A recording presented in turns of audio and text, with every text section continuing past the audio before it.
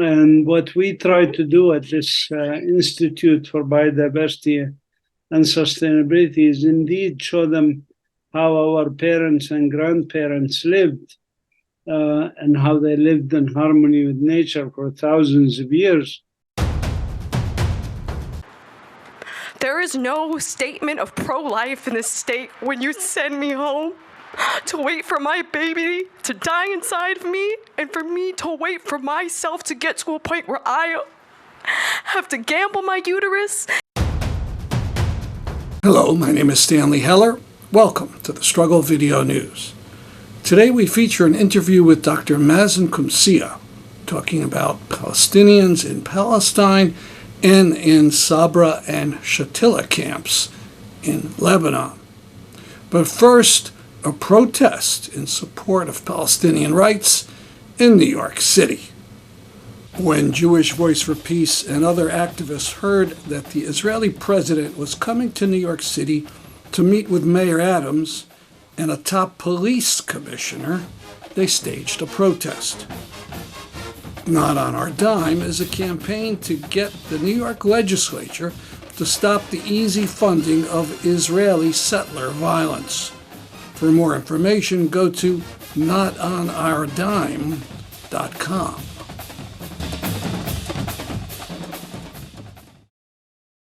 It's been over 56 days since an Israeli soldier murdered little Mohammed Tamimi in Nabi Saleh.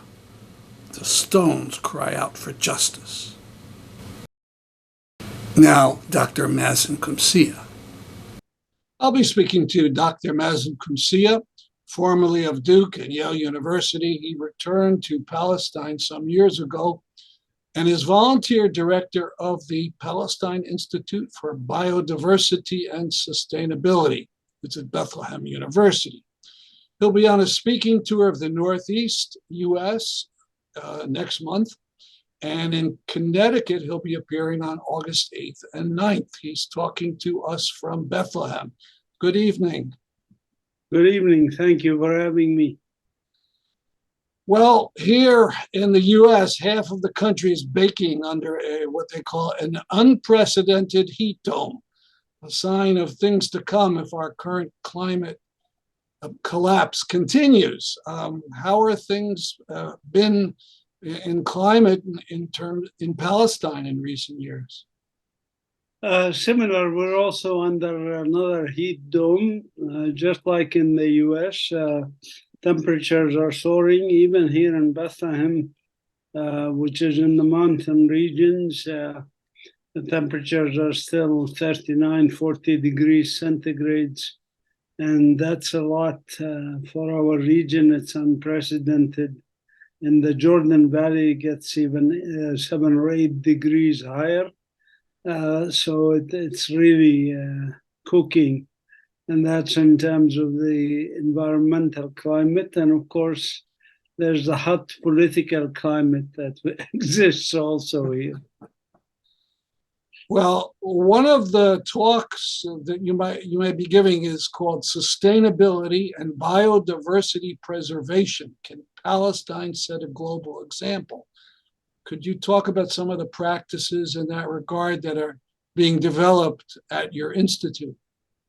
Yes, we are very proud that we were pioneers in a number of techniques to reach out to educate people about climate change. We even have a mobile educational unit that goes to remote areas and to marginalized communities, showing them how they can adapt and mitigate climate change and habitat destruction and other environmental threats that humans engage in. So we have a number of innovative techniques and procedures that we've been experimenting with since the Institute was founded 9 years ago. Even animated videos for children, games that they can play on their smartphones, things like that, that allows them to learn about the environment, to protect their environment, to reduce waste, reduce use of plastics, reduce fossil fuel dependence, and so on. So we are becoming a model, not just for our region, for our country, for Palestine, but also for other countries in the area. And I was invited to speak about our experiences in other countries like Uganda, Kenya, United Arab Emirates, Jordan, Egypt. And I think there's a lot of interest out there in what we are doing and how we are doing it. And hopefully this needs to expand because, as you know, and as we talked about in the earlier question, it's kind of existential struggle for humanity now. Yeah. I remember some years ago, you mentioned that Palestinians don't throw out anything, don't waste anything, that everything is used, at least in traditional culture. That was our ancestors. Unfortunately, with westernization and consumerism, global consumerism, if you want, neoliberal programs that have spread to us, like they spread to other developing countries, this has changed dramatically in the past 50, 100 years. Palestinians have, adopted, unfortunately, the same silly consumerist mentalities of buy, buy, buy. And what we try to do at this Institute for Biodiversity and Sustainability is indeed show them how our parents and grandparents lived and how they lived in harmony with nature for thousands of years, and how this can be a sustainable living. So our institute is about sustainability of human and natural communities, and we work on this diligently with all sectors of society, but especially marginalized communities like children, women, remote villages, etc. Now I'd like to switch to the human rights situation. I find it interesting how the Israeli press has focused on the struggle over the Supreme Court's ability to preserve Jewish rights, while barely mentioning the fact that Israeli courts don't protect Palestinian rights at all. Yes, this internal squabble between Zionists who have different perceptions about how to run the country. These different perceptions, the two different sides of this internal struggle within Zionism, does not impact Zionist treatment of the Palestinians and is irrelevant to the Palestinians. It's essentially both sides are racist, both sides refuse to even acknowledge there is a country named Palestine, or there are Palestinian refugees who have international rights. So they both oppose any kind of human rights for the Palestinians, any kind of democracy that involves non-Jews. Both support Jewish supremacy. They just differ about the techniques of running the show. For example, one side says the judiciary should have oversight and be fairly independent of the legislative Jewish Knesset, and the other side says no, the electorate, the Jewish electorate, elects members of the Knesset, and those should be able to do whatever they want to, basically, to advance laws that are as racist as they want without any so-called judicial oversight. But judicial oversight in Israel is not very helpful for us Palestinians, as we know from the track record of such courts like the Israeli High Court or the lower courts in Israel, who are basically Jewish Israeli Zionist lawyers and judges and prosecutors. So you cannot have fair treatment for non-Jews in such systems. We see these race riots, which Jews, when done to them, are called pogroms. Hawara, back in, was it February or March? That's becoming more common, is that right? Yes, this is the most fascist government we've had since the state of Israel was founded on top of Palestine. So it has basically, it's a government of the settlers, and even in some liberal, semi-liberal Israeli papers like Haaretz, they said it's a government of the settlers, and that Israel was basically annexed to the state of the settlers in this process of the last election. So indeed, the settlers, colonial settlers, on stolen Palestinian land have become the dominant power in the state of Israel. And so I think that what they do is they get away with literally with murder. And even the head of the Israeli internal security, Smotrich and Ben Gvir and people like that, like them, they say we should never prosecute or bring to trial any Israeli soldiers who kill Palestinians. After all, Palestinians are subhuman beings, don't deserve that kind of justice, and it's their fault for being in the land of Israel, as they call it, not in their own land that they have lived in. You know, Palestinian, like my ancestors, go back hundreds and perhaps thousands of years. Are you seeing this in Beit Zahur and in Bethlehem? Seeing differences? In Bethlehem, mostly in the eastern part of Bethlehem, in the villages like Tkua, and in the western part, sometimes settlers come from the settlement of Efrat and attack the people near Dahisha refugee camp or Al Khadr area or Ertas near Suleiman's pools.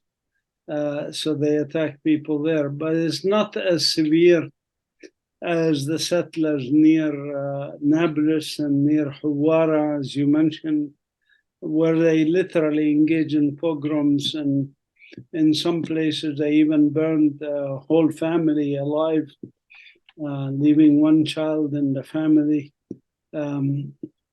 So it's in another case they kidnapped a child and basically forced him to drink gasoline and then set him on fire. These things happen mostly in Jerusalem and the north of Jerusalem. Settlers in those areas are very, very aggressive. We were particularly outraged about the killing of 3-year-old Mohammed Tamimi in Nabi Salah. Evidently a sniper shot a 3-year-old and killed him, and that's this year. Yeah, and the Israeli internal investigation exonerated the soldier and just said, well, you know, he mistaken that car for another car. And so it's an honest mistake. Yeah. This is so bizarre, you know. You shoot at a car full of civilians and you say, well, you know, a child died in this car, but there are other civilians we were after in the other car.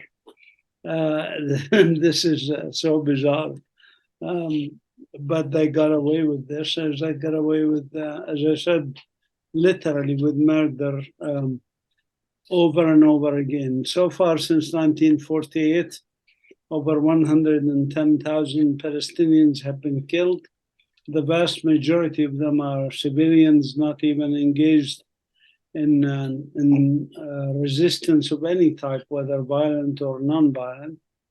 Let's say that number again, because it's really shocking. 110,000 Palestinians since 1948. Now, not everything is bad news. I don't know if you heard, but the American Anthropological Association voted to support BDS this last month, and it was a landslide vote. So Yeah. we'll make a little progress there. Yes. Let's close with a recent visit that you took. You went to Lebanon, visited Sabra camp. The massacre at Sabra and Shatila in 1982 was the start of my activism around Palestine. So I'm very interested in conditions there today. What is it like?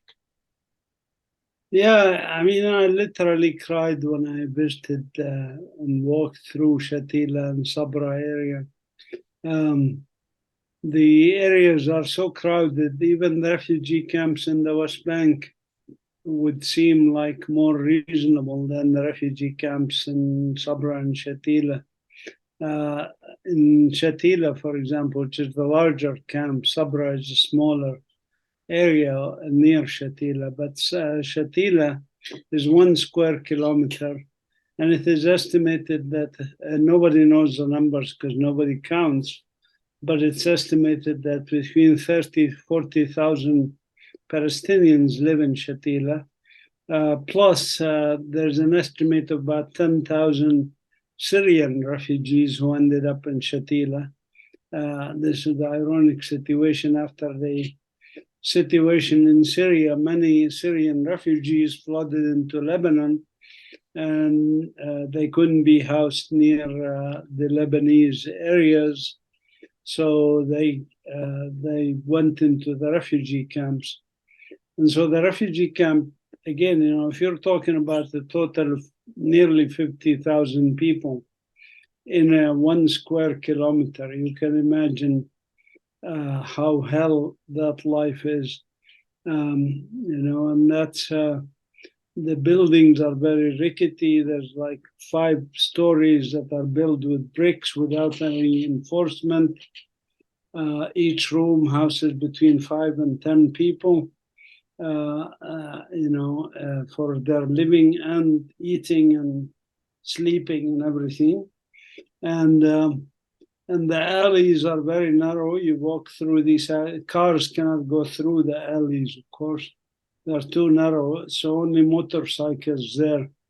But because the alleys are small and the buildings are tall, you don't see the light, basically. So refugees do not see sunlight, except if the sun is for a few minutes directly over the alley, if you want. And that rarely happens because of the angle of the sun and so forth. Are people allowed to leave and go to other parts? No, Lebanon is the country with the worst treatment of Palestinian refugees anywhere, for various historical reasons and for fear of upsetting a delicate demographic balance in Lebanon. Lebanon doesn't allow refugees, Palestinian refugees, to work in most jobs. Over 73, the list of jobs that they're not allowed to work in. And so they can, for example, peddle things inside the refugee camp and sell things to fellow refugees, but they can't go open a shop, or they cannot go work as doctors or engineers or anything else. They are not allowed to do most tasks in normal countries. The only thing they're allowed to is get education from UNRWA, United Nations Relief and Work Agency, for schooling. And there's a quota for the number of Palestinians who are allowed to attend Lebanese universities. I'm talking about Palestinians from the refugee camps in Lebanon. There's a quota for them in the Lebanese universities. It's a very small number, but even though those are allowed to get bachelor or master or even PhD, they're not allowed to work with these degrees that they get from Lebanese universities. This is in contrast, for example, Palestinian refugees in Jordan or Syria, for that matter, who are allowed to work, or Iraq or Egypt. Yeah, that's rough. I read one of your blog posts. You saw some signs of hope inside of Lebanon, maybe with the young people. Yeah, I mean, there is a movement everywhere in the streets. I saw street graffiti, that's challenging the government, and people even raided the banks who prevented them from getting their money out from the bank, and insisted on getting their money. So there is a strong civil movement in Lebanon, both for the Lebanese and also for the Palestinians to try and get some rights. Unfortunately, the reason there's a paralysis and it's not working as best as it should is that Lebanon is a small country, which is surrounded by bigger countries, including Israel, of course, the hegemony of the Middle East. And Israel has a lot of interference in Lebanon through, for example, their AIPAC lobby in Washington, which forced the sanctions on Lebanon that devastated the economy, especially since 2019 till now. In the past 4 years, inflation has skyrocketed. And so now $1 is worth about 90,000 Lebanese liras, when it used to be less than 1,000. So just 3 or 4 years ago. Yeah. Well, I don't want to end on such a sad note, but the good news is you're coming to the U.S. and you'll be speaking to a lot of people, hopefully. I want to thank you for this interview. Thank you, Stan. Thanks for what you do in Connecticut. We miss Connecticut. Jesse and I, my wife and I, lived in Connecticut for many years, and we're looking forward to visiting and re-networking with all our friends and colleagues there, and tell them about progress here at our institute and the great work that young people are doing in Palestine. Thank you.